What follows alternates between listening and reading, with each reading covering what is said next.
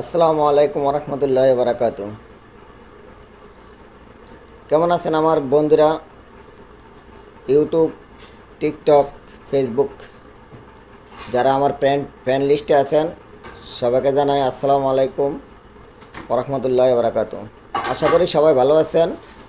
আমি আলহামদুলিল্লাহ আপনাদের দোয়ায় ভালো আছি। আজকে এই ভিডিওটি করা হলো আইপিএল বয়কটের কারণে।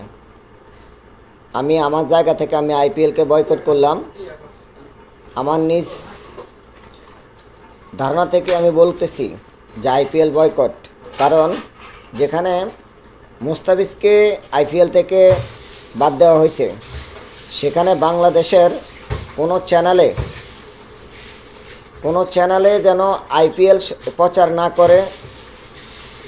তাহলে যে চ্যানেল আইপিএল প্রচার করবে, বাংলাদেশের জনগণের প্রতি অনুরোধ রইল সেই চ্যানেল যেন জয় বাংলা করে দেয়, সেই চ্যানেলকে যেন জয় বাংলা করে দেয়। ইন্ডিয়া যেমন খেলাধুলাকে রাজনীতির দিকে নিয়ে গেছে, আমরাও আইপিএলকে নিয়ে গেলাম রাজনীতির দিকে। কারণ তারা যত রাজনীতির প্রভাব যেত খেলাধুলার মধ্যে আনছে, তাহলে আমরা কেন বসে থাকবো? শুধু আইপিএল না, ইন্ডিয়ার কোনো চ্যানেল, কোনো নাটক, কোনো মুভি বাংলাদেশের সম্পূর্ণ সব কিছু বন্ধ করে দেওয়া হোক। দেখি আমরা ইন্ডিয়াকে ছাড়া চলতে পারিনি। Boycott India, boycott IPL, boycott ইন্ডিয়ার চ্যানেল।